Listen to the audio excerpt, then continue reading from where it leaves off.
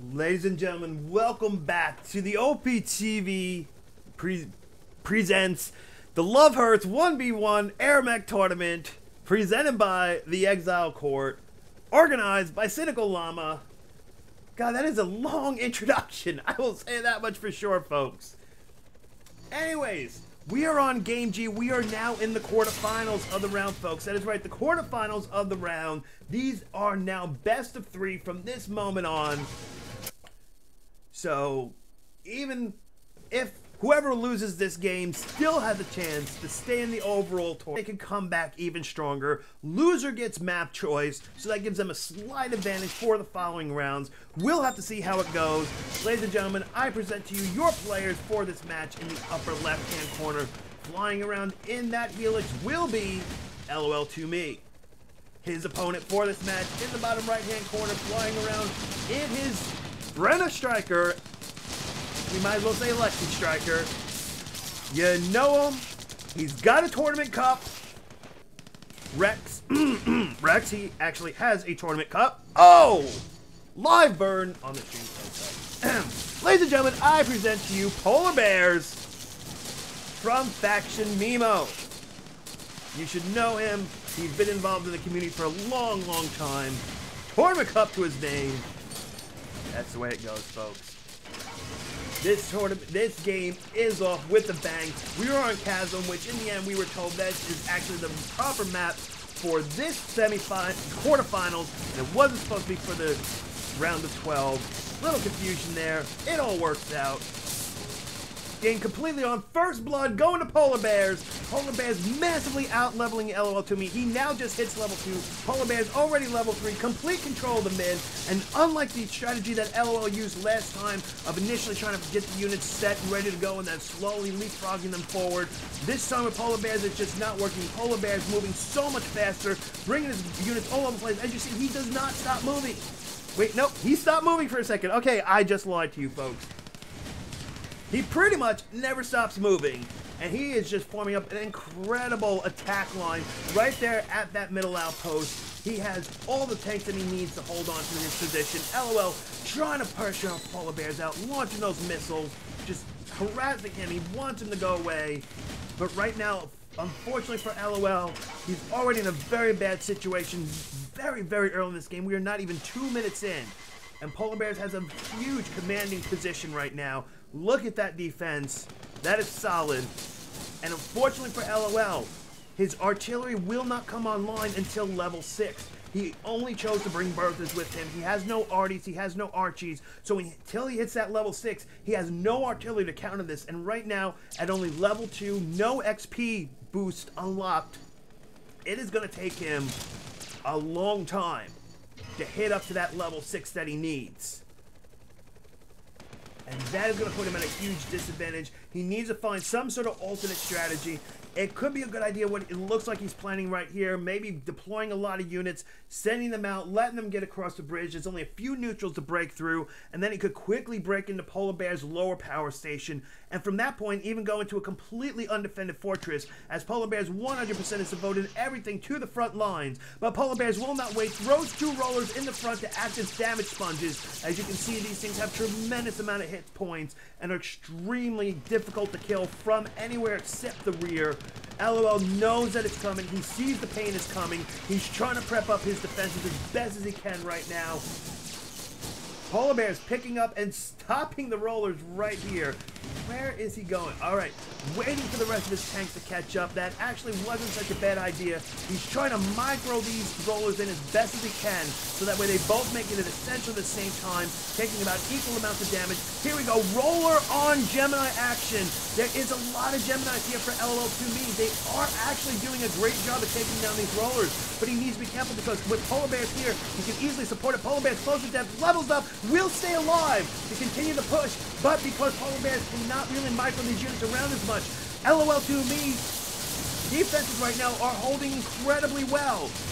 Is he going to hold with only a minimal damage with such a huge push? Polarbearz close to death. Can LOL get the kill? One more shot is needed. He will go down to a Gemini, but still, it is a death. That gives lol2me the exact opportunity that he needs to hold his fortress, take minimal damage, and even maybe push back and take complete map control.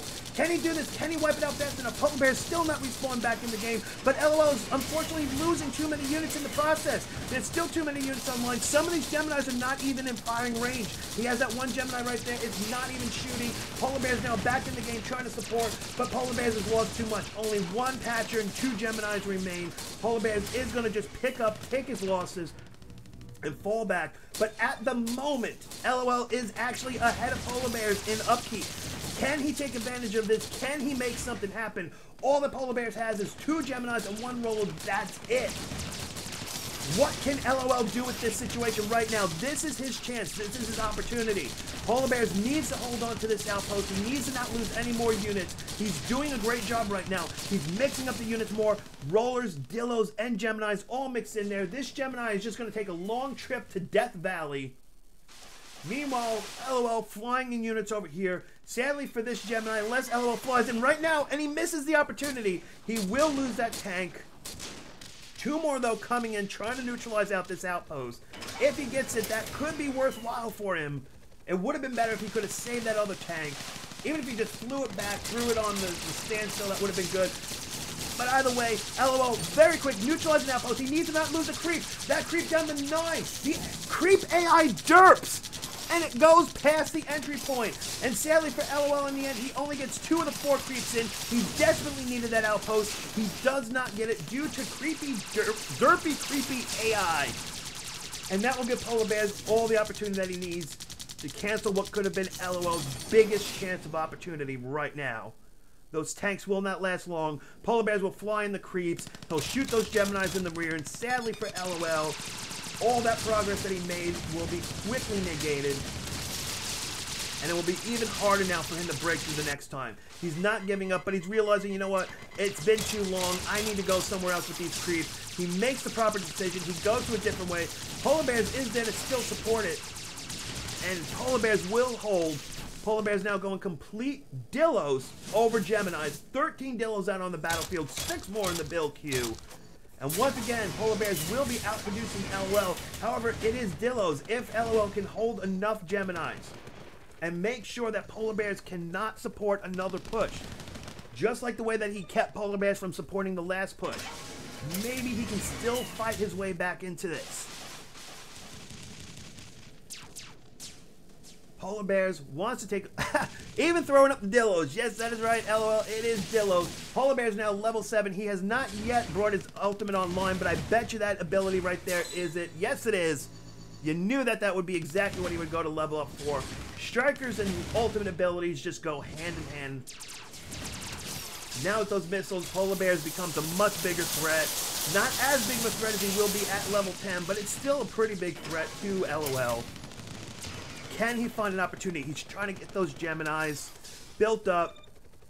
If he can hit up to level 7, he then would have access to his Goliath. If he can make it all the way to level 9, he has Devastators. But the one big problem that LOL went with in his loadout is almost everything was heavily level dependent. He had Goliaths, you need level 7. He has Sonyas, you need level 3 for those. He has Devastators, you need level 9 for those. He has Berthas, you need level 6 for those.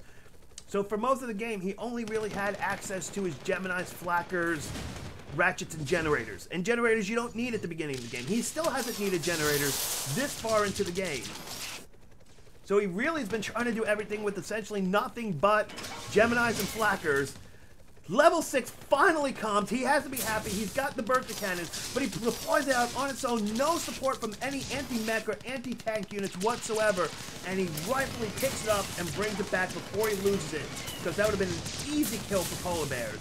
LOL needs to make sure that if he's going to set up a Bertha artillery line that is properly supported first with anti-mech support and then also anti-ground support. Otherwise, that will just be a very expensive feeding to Polarbearz.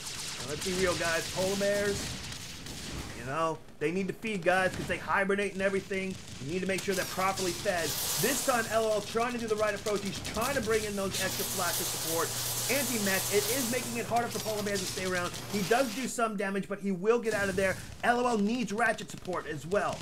Otherwise, Polarbearz will easily be able to mop this up without too much effort.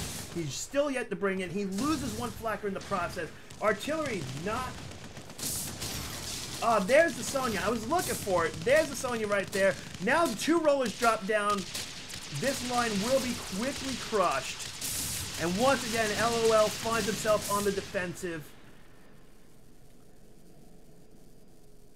Polarbearz may be deciding to push onto an outpost. He may be realizing, you know what, I tried once before to push into this. It didn't work. Let me maybe try to bring it up to this outpost. I mean, this is what I think might be going through his head. If I bring it up to this outpost, neutralize it, I can then launch my units in this direction, and oh look, it's completely undefended from this area. That is the biggest potential opportunity. If he pushes straight in forward, all these units will bottle up into this little destroyed building farm greenhouse area right here, and they will just file through one by one by one, and Dillos versus Geminis, the Dillos stand no chance. The Geminis will quickly eliminate them. And all that Polarbearz will do is he'll throw away every upkeep advantage that he has and just continue to feed LOL, getting those extra levels that LOL desperately needs to be able to build those more advanced units. LOL is completely trying to play the waiting game. He knows he needs the levels. He knows he's not getting them as fast as Polarbearz is. So he knows that he has to survive, he has to wait, and he has to make it out. Level 7 minimum. But you know more so, he really has his eyes on level 9. If he can get that level 9, it could be huge. This time, completely different approach. He once again attacks it, but this time Polarbearz does not come, does not respond. No derpy AI creep kicks in this time. Completely takes it over, but the tanks are leaving. LOL needs to make sure that those tanks stay there. He needs to deploy extra tanks right now for his defense. Save the tanks. Get them in. Polarbearz base completely undefended. Can he do something? He's, in some ways right now, pushing in would be absolutely perfect because that would tear Polarbearz one of two ways. Either Polarbearz would have to respond to an attack on his own base, meaning that these Dillos would have no mech support, or Polarbearz would stay here with his tank, and meanwhile, all of LOL's tanks could be doing massive amounts of damage. Unfortunately, he does not send them soon enough, and he now finds himself completely on a defensive position. Slightly missed opportunity for LOL. Had he been able to deploy those units, it would have been great. He finally hits that key level 7. The first Goliath is coming out. Polarbearz finally getting back here, level 9. But again, Geminis versus Dillos. Geminis will win every time, and the most important thing happens for LOL. Polarbearz dives to a heavy flacker, and LOL mops it up. Polarbearz has nothing left on the battlefield. 5 Dillos in his build queue, and that's it. Nothing remains anywhere on the battlefield for Polar. LOL in a commanding position right now. He has been patient, he has been methodical, he has done everything the best way that he can, and it is paying off for him. He now has a 49-10 upkeep advantage. He could potentially get complete map control right here. Polarbearz close to death. lol2me feeling it. He gets the kill. The outpost is neutralized. The top factory is taken over. Polarbearz is about to find himself with a single power station in the bottom area, and that's it. One tank on the battlefield, nothing more. What can LOL do with this? Does he continue to build up and build up and build up units, potentially giving Polarbearz the opportunity to recover? Or does he just push in right now, risk it all, and just hope the fact that he just has enough units and that Polarbearz will just not be able to rebuild fast enough and just take it that way? Or does he decide, you know what, I have so much of the map already, let me just try to take over the entire map and win through attrition? There's so many different paths to potential victory that LOL has right now if he can properly take advantage of them. But right now, it is crucial he cannot make a mistake. One mistake can cost him everything. He needs That's it. He's got every outpost. Polarbearz less than 30 seconds from imminent danger. Polarbearz launching every single Gemini that he has. 7 Geminis on the battlefield, all coming in here. lol2me completely ready for it, completely preparing. He's setting up his artillery lines. Polarbearz not using any sacrificial lambs. He's using himself more for it to distract the Geminis, but it is giving his Geminis an opportunity to do some damage, destroy them out. LOL trying to re-support it with additional tanks that he had coming in from his fortress. These were his fortress defense units.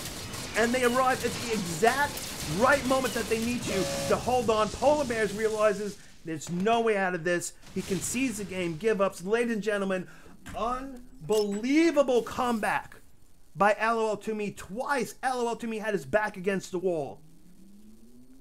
And he stayed focused, he stayed calm, he stayed collected.